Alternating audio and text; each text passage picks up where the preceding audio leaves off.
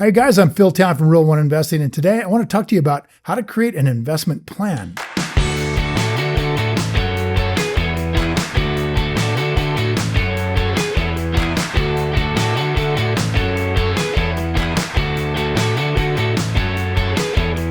All right, you guys, you decided to start investing. This is fantastic, but you're going to have maybe a little trouble getting started, or maybe you just want to be extra sure that you're on the right path for success. Totally agree. Now, this is where an investment plan comes in. Making an investment plan involves more than just choosing a few stocks to put money in, okay? It's a good idea to consider a few other aspects, such as your current financial situation, what are your goals for financial future, and how all that can impact on your investing strategy. Very important stuff. So let's take a look at some of the elements that make up a really strong investment plan. The first thing is to evaluate your current financial situation, okay? What's your disposable income? What's your debt? What are your average expenses? The reason you want to do that is because this helps determine how much you can kind of tighten the belt to determine how much you have to invest. Super important. When I first got started, my investment plan was to invest every single penny I had. And that meant I had to keep living. Now, you guys aren't going to be able to do this, but I had to keep living with everything I owned that would fit into a small bag. I mean, about half the size of a duffel bag. Everything I owned, right? Because I'm coming off being a river guide for 10 years. So I had to figure out, how do I keep everything right where it is? And that would free up more money for me to invest. All right.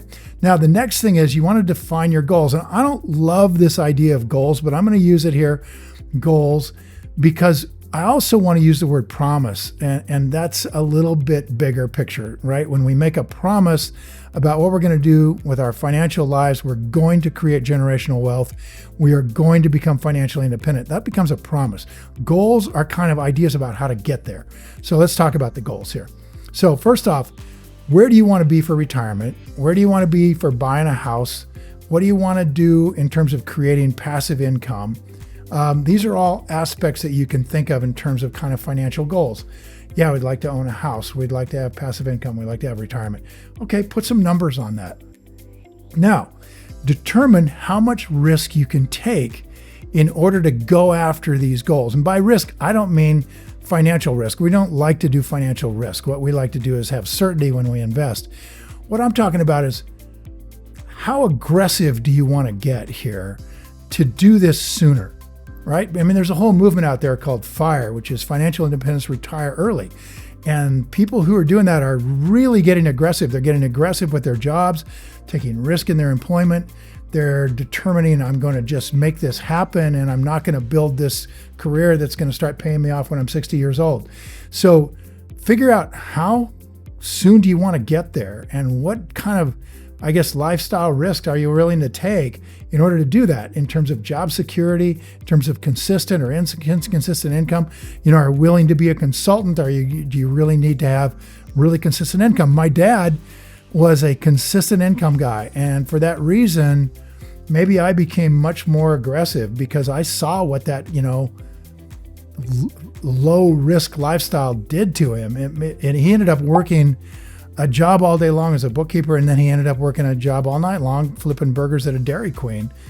I mean, it was all about, for him, it was all about consistent income at low risk, and it really was tough financially because of that. So you have to look at what's going to work for you. I love my dad, and he was tremendous, one of the most, people with the most integrity I ever met in my life. And he raised, a great family. We're all really close, and he passed away a few years ago, but he really did his job. So don't take that I'm an entrepreneur and, I get aggressive with stuff to be the way you have to do it. It's what works for you. The idea is to get there where you want to be. All right, next, decide what kind of investments you should make. Are you going to invest in real estate? Would make sense, right? You're going to invest in some stocks, maybe you want to buy a small business. You're going to have money going into a 401k. What's that going to go into? And what kind of combination can you create here that'll put assets in different buckets? Then you want to establish some sort of timeline. Now that you've kind of started to look at the whole plan, start thinking in terms of the timeline. And this is when you start to think about making the promise to yourself. You've looked at the goals and you say to yourself, okay, I will do this. And you make this commitment. And with that commitment to this specific result that is measurable in terms of dollars, in my opinion, dollars, and it's measurable in terms of time. And what I like to do is see you write that out on a card and date it and sign it. And that means you're committed. And then you're going to take action based on that level of commitment. And frankly, this plan is, I think these plans are worthless if all you do is create a goal.